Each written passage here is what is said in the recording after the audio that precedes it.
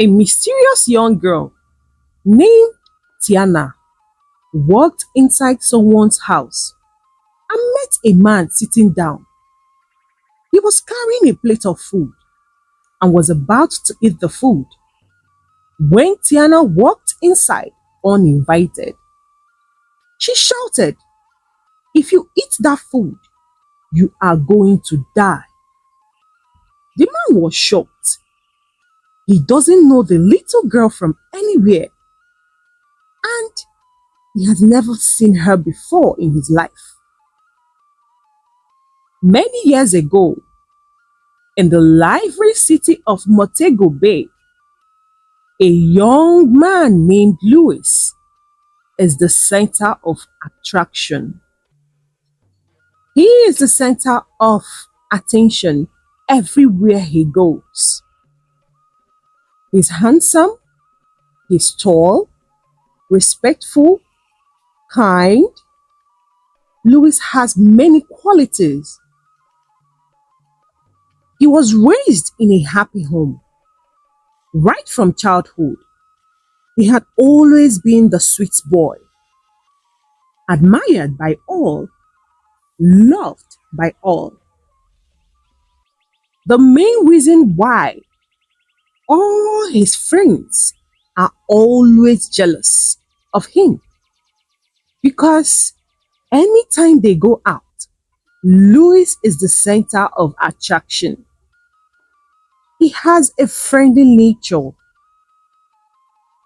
He gets favored more than anyone around him. It continued until Louis entered the university. All the girls in his department are all crazy about him. They all want to be friends with the most handsome guy in their department. Not only was Louis handsome, he was very intelligent as well. And that is why he needed to avoid the girls by all means. He wasn't the type to associate with girls because he was properly raised by his parents. He avoided anything that would bring shame to his parents and to their reputation. His mother's words will always ring on his ear. "Avoid girls. They are distraction, my son. Avoid girls. They will put you in danger. Avoid girls. They will put you in a position where you wish you will never be in life." These words always ring on Louis' ears, and anytime he remembers it, he tries as much as possible to stay away from girls. Louis maintained a long distance from girls in his department and in his school in general, until finally he graduated from the university. Fortunately for him, he got a job almost immediately and started making money for himself. On his first day at work, the person he caught sight of was the receptionist named Sherry. She welcomed him with a warm smile. Louis introduced himself and who he was and why he was there. Sherry then welcomed him to the company. She showed him the way to his office. But Louis couldn't stop staring at Sherry. Sherry, a beautiful, bold young girl, also came from a happy home. She was also properly raised by her mother and father. And as the first child, she has younger siblings that are looking up to her, and she wouldn't afford to disappoint them. So Sherry worked so hard to be where she is currently. After the day's work, Louis got home very happy. Louis, because of his job, had to move out of his parents' house and moved in with Jack, his best friend. Jack also graduated from the same university with Louis. Fortunately for the both of them, they got a job at the same city of Montego Bay, and they decided to rent an apartment together so they could save costs. They moved in together and they started to manage together.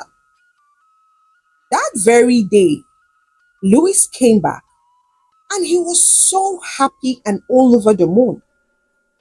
Jack noticed how happy he was and he was forced to ask him the reason behind all the happiness and the glow he was seeing. Louis then told him that he found his wife, the mother of my children. Jack started to laugh. You are really joking. Just today you started work. You already found a wife for yourself? What sort of joke is this? Louis, a girl you barely know. In fact, you don't even know her. If she's married already, if she has a fiancé or even a boyfriend, and you are here claiming she's your wife. Please, wake up from that dream.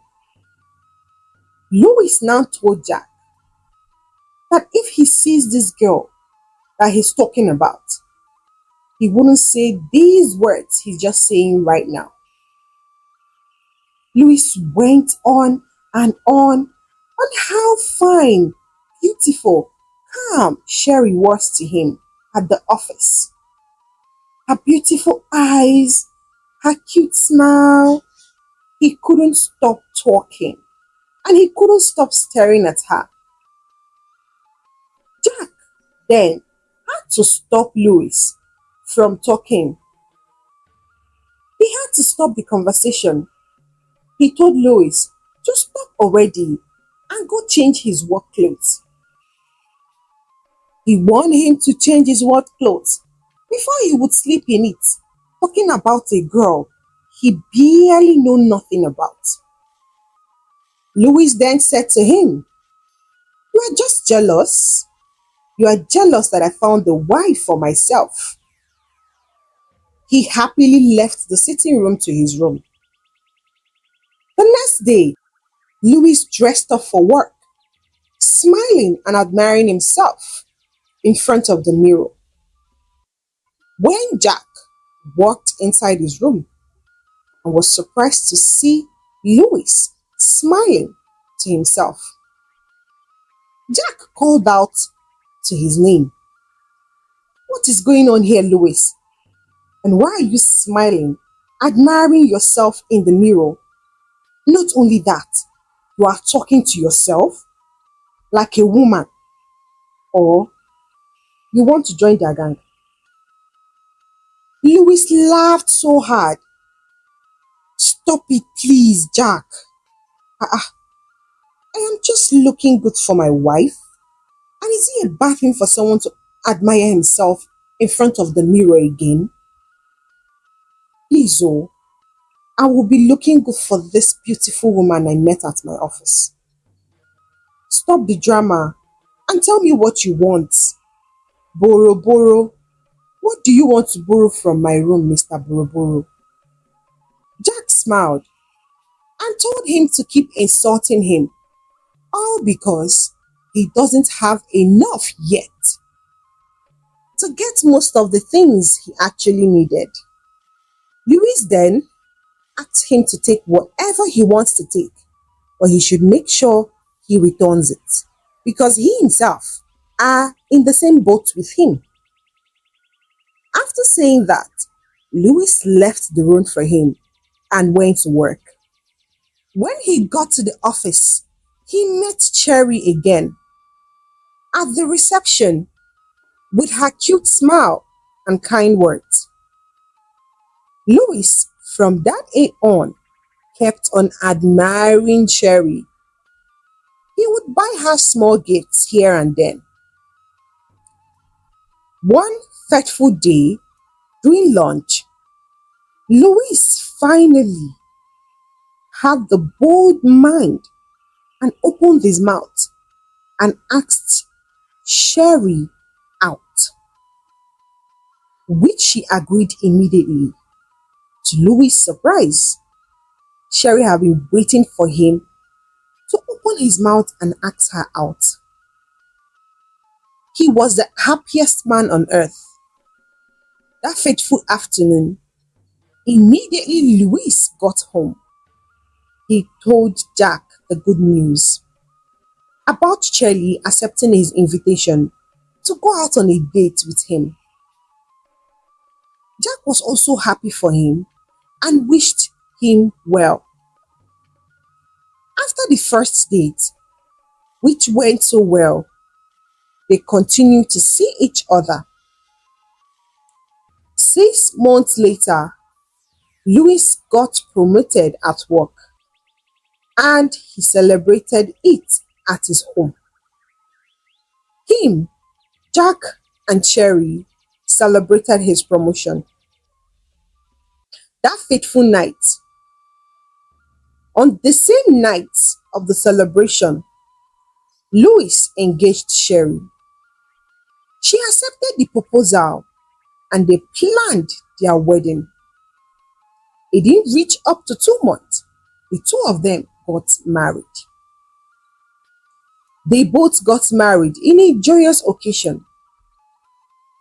Few months later, Sherry got pregnant. It was a joyous moment for them. 9 months later, Sherry gave birth to a bouncing baby girl. They were so happy. Sherry had to resign from work so she could start a business from home. With this, she can take care of her daughter very comfortably. They named their daughter Gift. Sherry loved her daughter so much. She was so attached to Gift and was so overprotective of her. Even Louis noticed and told her several times to let their daughter to breathe a little.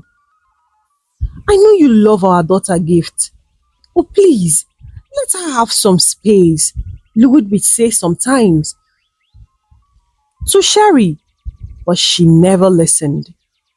If you are too attached to her like this, you will look like a controlling mother.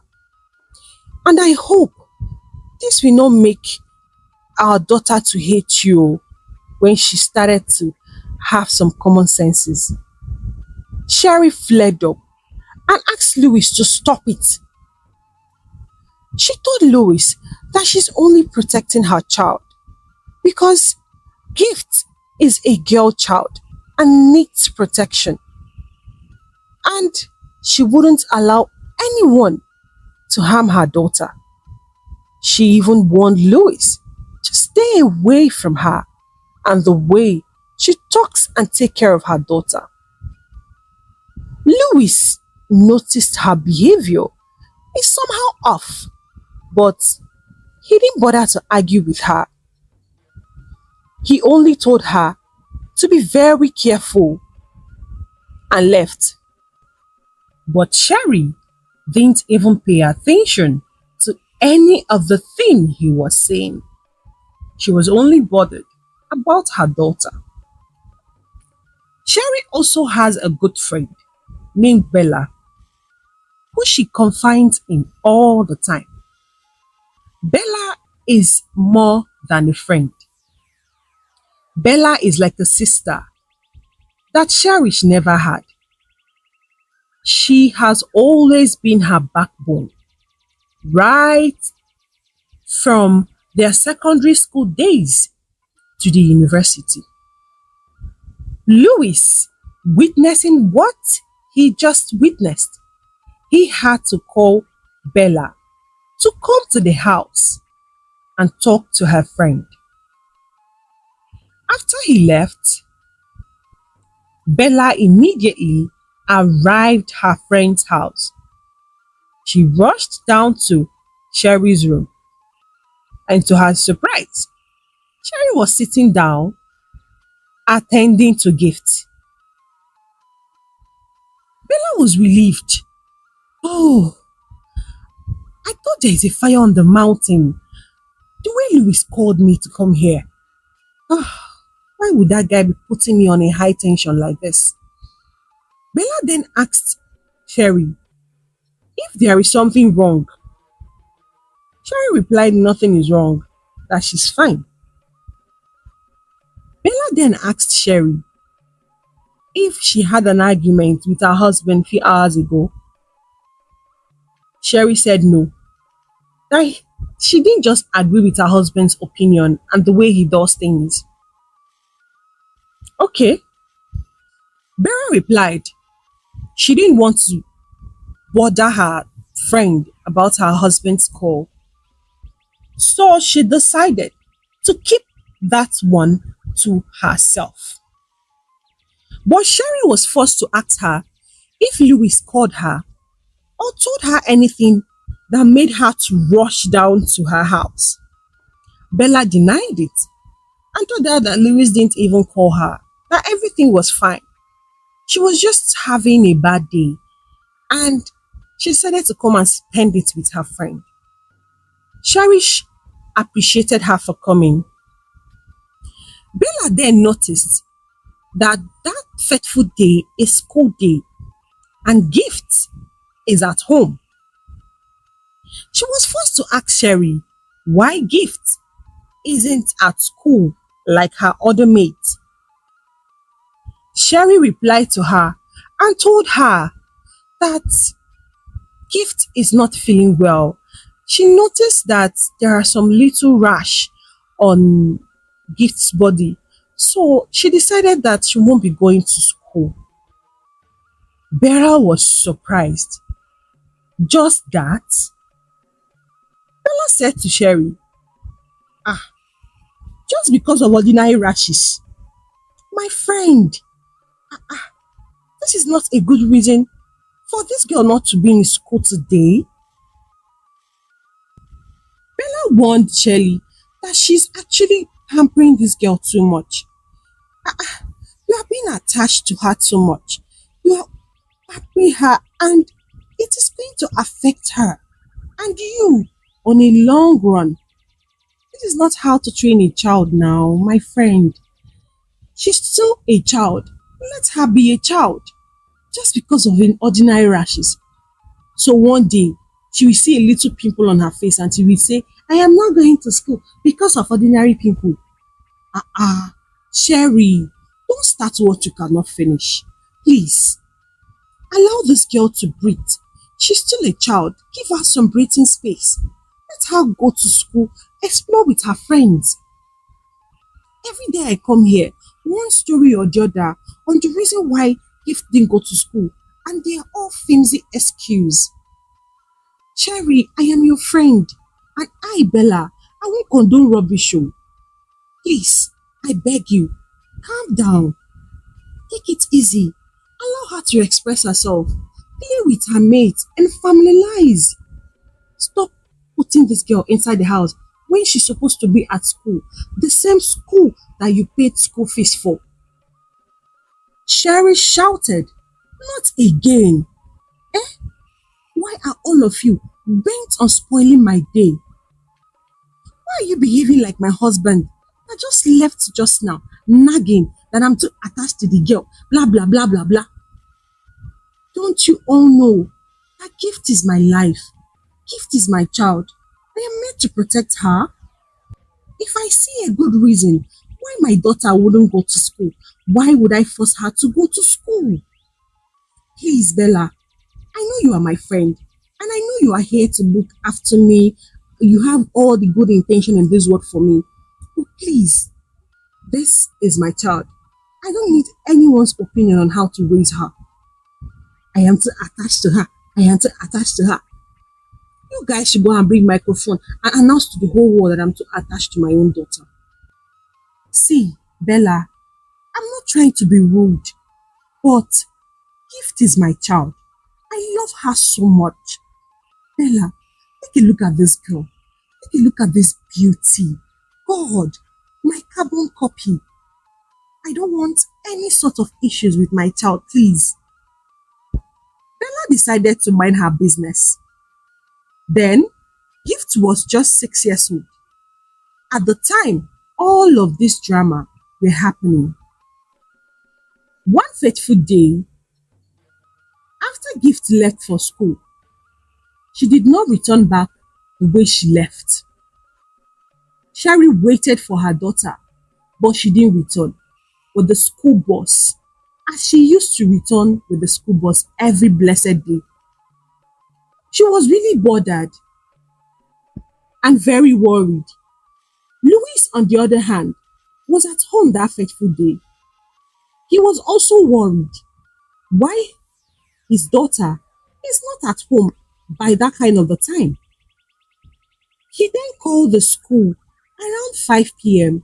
to find out why his daughter is not yet home. Louis first called Gift's school teacher, her class teacher. When she picked, she told Louis that she wasn't at school that fateful day. She took a leave because she's a pregnant woman and that fateful day is her antenatal. So she told Louis to call the headmistress, that she would forward the headmistress number to him. Louis then ended the call and he called the headmistress. The headmistress then started to stammer that they had a little issue at the school and her daughter Gift is at the hospital currently. Louis shouted, "Hospital? What?" And nobody in that school bothered to call the parents. Nobody bothered to call us and tell us what was going on.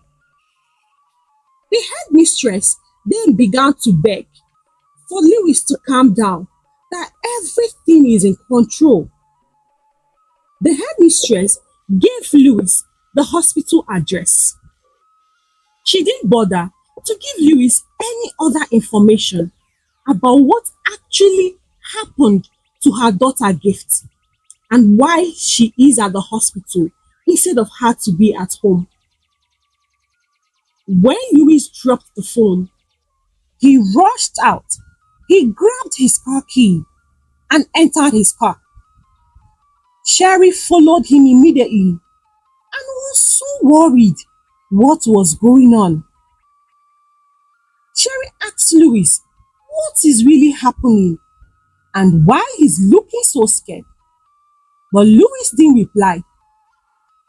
He started the car and they both went straight to the hospital. And when they got to the hospital, Sherry was still confused what they are doing at the hospital. It was then Louis told her what the headmistress had told him about their daughter. Sherry couldn't hold herself. She broke out in tears at the hospital. Louis then started to make enquiries. He asked one of the doctors who was passing by, and the doctor then broke the news to them that a schoolgirl was brought in dead on arrival. Louis started to laugh and told the doctor, he's mistaken his child for another person. Louis then repeated himself and the doctor still maintained the same words. He told Louis the same thing, that the child was brought in dead. Immediately Sherry heard that, she fainted on the floor. The nurses and the doctors attended to her immediately. Meanwhile, Louis did not believe it. He went and identified the body, and unfortunately, it was Gift. His beautiful daughter, Gift, is gone. Louis broke down in tears, seeing the lifeless body of his daughter. Who did I offend, God? What manner of punishment is this? My wife Joy, our joy giver at home, is gone just like that? How will my wife come out of this? She will completely go crazy. Louis lamented so badly, crying.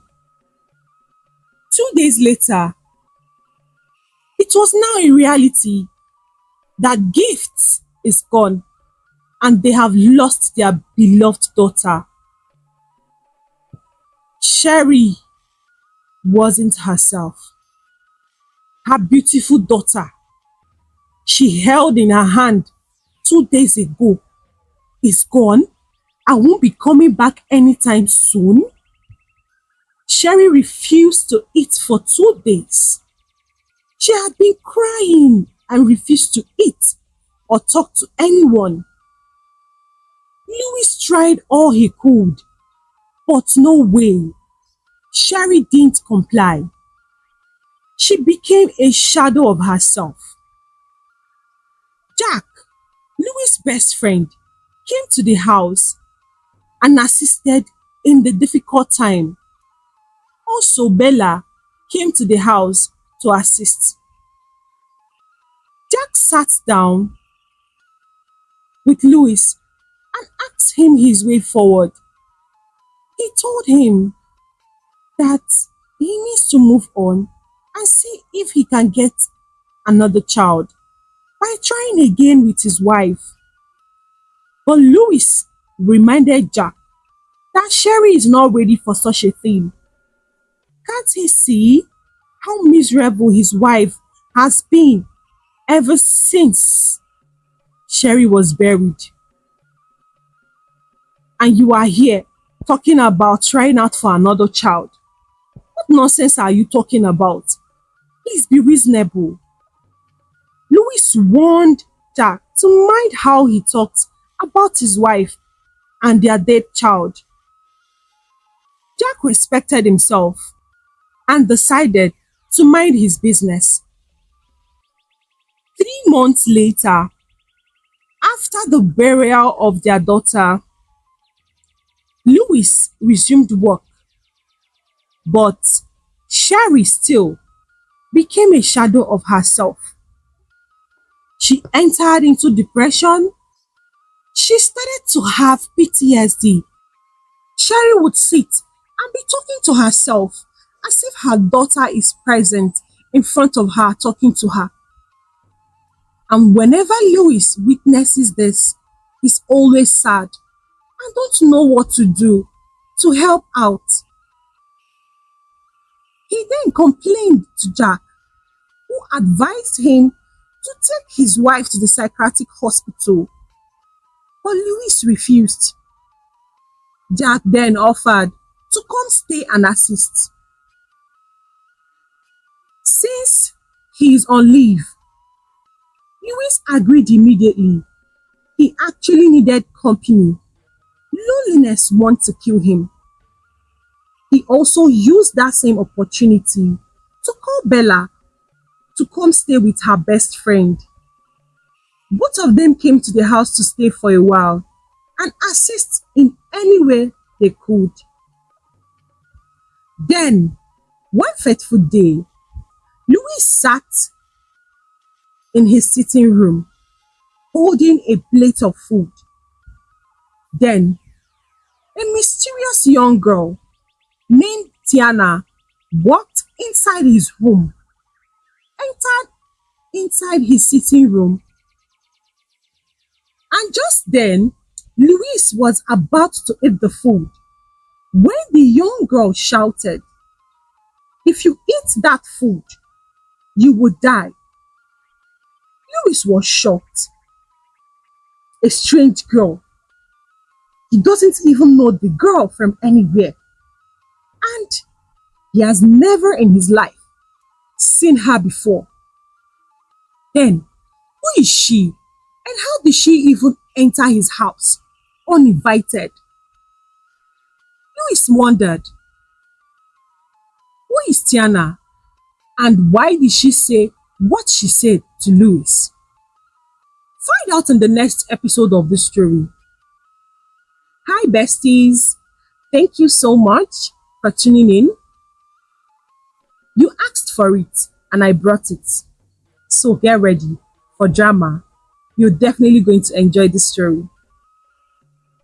Please give it a very big thumbs up and subscribe if you have not. And don't forget to turn on your notification. Please share with your friends and families. I really appreciate you in every little way you support this my small channel. You can also buy a coffee from me.